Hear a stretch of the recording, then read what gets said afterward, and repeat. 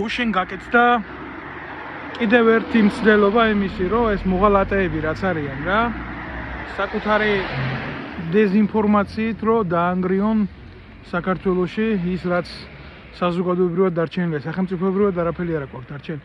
ხო, მე ამას დეზერტერს უძახი რა, პოლიციიდან რომ გაიპარა ეს შაიშმელაშვილი და ეს კეზერაშვილი, ჯერ კეზერაშვილი და შაიშმელაშვილი. ყურადღება მიაქციეთ ამ ორ გვარს. თვითონ გვართან არანაირი პრობლემა არ მაქვს, მაგრამ მათ წარმომავლობას არა ქართულს.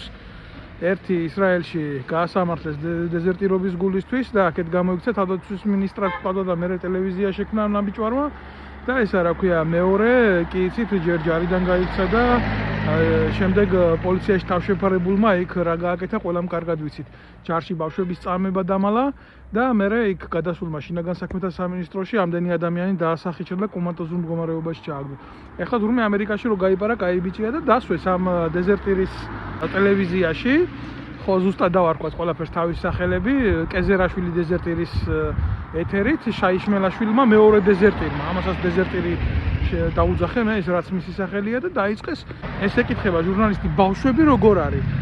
როგორ ხართ, რამდენ უსაფრთხოდ გრძნობთ თავს, ოჯახთან ერთად წახვედით, ბავშვები როგორ შეეჩვენენ ახალ გარემოს? კი. დღეს შეიძლება ითქვას, რომ ყველაფერი კარგად არის. ბავშვები სკოლაში მივიდნენ. რანაირი ვარიანტია, იცი?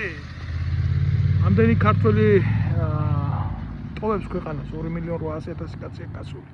და სად უწევთ მათ შვილებს ცხოვრება რო განახათ, როგორ კარვებში, ჩამპან მდგომარეობაში, უზარმაზარი ტანჯვის გადატანა უწევთ და ეს პირდაპირ გადაფრინდა ამერიკაში ბილეთით და საქართველოსთან ნაპარი ფული გაიტანა და ამ ნაძირლებმა, ქვეყნის მოღალატეებმა თბილი ლოგინით ბუნაგი დაახვედრეს და ბავშვები როგორ არის ეკითხება რა, ყურადღება მიაქციეთ რა ამ დეტალს.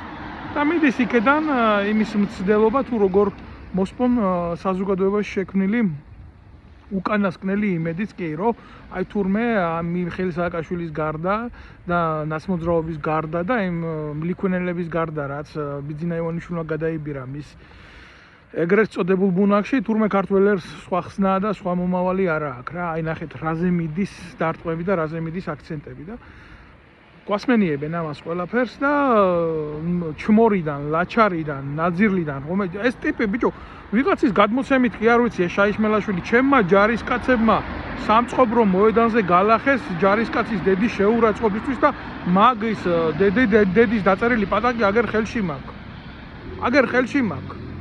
როგორ მიაყენა ჯარისკაცის დედას შეურაცხყოფა გარდაცვლილია ახლა ის ქალი კაცო. მისი პატაკი აქ მაქვს მე ხელში.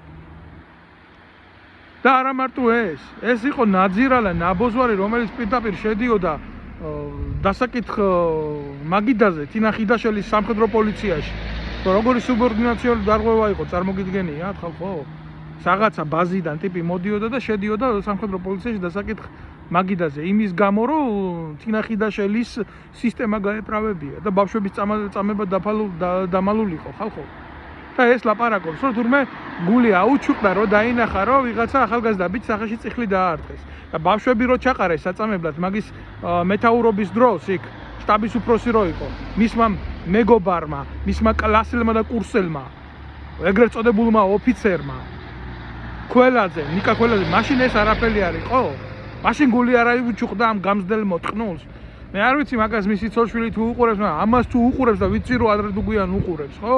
უნდა იცოდეს რომ ამ ნაძირალა საზიზღარ დეზერტირს, აქ უზარმაზარი დანაშაული და კაცმა რო დაანებოს, თავი ღმერთი არ დაანებოს. ყველამ კარგად ვიცით ამათ როგორი მიდგომა ჰქონდათ მისი წარმოშობის მიმართ რა. ერთი იყო და ისრაელში დეზერტირობა გააკეთა, მეორე იყო და ირანელებს აწვევიებდა სამედიცინო უნივერსიტეტთან ისრაელის დროშას.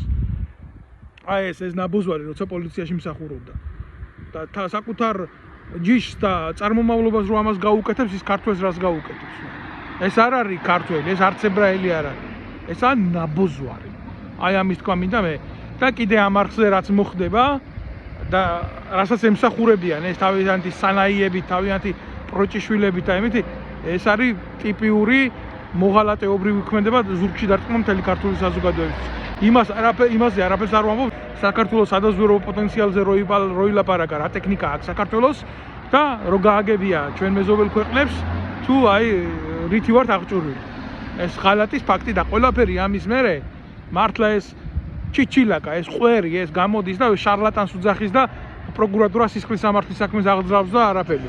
აი ამ ნაბოზვარზე რომ სისხლის სამართლის დევნაში იყოს და მინიმუმ სახელმწიფო მიმუშაოს, ბიჭო. სახელმწიფო კი არა ტუალეტია დღეს ქართული ოცნების ხელში ეს ყველაფერი. და რამდენი შაიშმელაშვილი გიზით. გვარს კიდე ერთხელ ვამბობ, არაფერს არ ვერჩი, მაგრამ ესეთი მოღალატე რამდენი დედამოწყნული გიზით სხვა ტომელი. და რამდენს გადმოაბრუნებიებთ კიდე ამ ქვეყანას. მილიონ მეერთედ რო დამჭირდეს ამ შეკითხვას დაგისვამთ თქვენ. უსინდისო ღორიშვილები თქვენ. და ვიღაცა მეტყვის კიდე რატო არ აღელვებული? იმიტომ არ აღელვებული ყველა მოღალატე ვისაც ვიცნობდი სახელმწიფო სათავეში მოვიდა და ყველა მოღალატე ვისაც ვიცნობდი სახელმწიფო სათავეში უნდა რომ მოვიდეს. და ერი არ არის ამ დროს და სახელმწიფო მოაზროვნე ადამიანები არც არ. მთელი სისტემა დგას ამის უკან ეს ერთი არ არის. მეორე შაიშმელაშვილი ნაბოზვარი გიორგი შაიშმელაშვილი.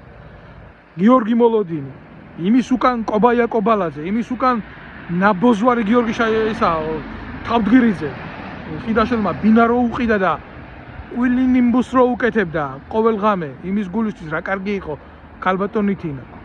და მისი დაქვემდებარებაში ის ანადოლიძეები და ისინი კი ერთად არ წასულან. ესენი არის სისტემა, კრიმინალური სინდიკატი. ამას მე ბევრჯერ ვილაპარაკებ, მე არ მეშინია და მე არავის არ ვერიდები. რამე ცხოვრებაში დასაკარგი არაფერი არ მაქვს. ერთადერთი რასაც უკარგავ და რასაც მართმევენ ესაა ჩემი სამშობლო, რომელსაც მე ვერასოდეს ვერ დავიბრუნებ. თუ დღეს არ ვიბრძოლე მისი გულისთვის. ასე რომ შაიშმელაშვილმა უნდა იცოდეს რა. ის ვერასოდეს ვერ ახდენს მის ბოზუროცნებას და ვერასოდეს ესენი საქართველოს მართლ გოში ვეღარ დაბრუნდებიან.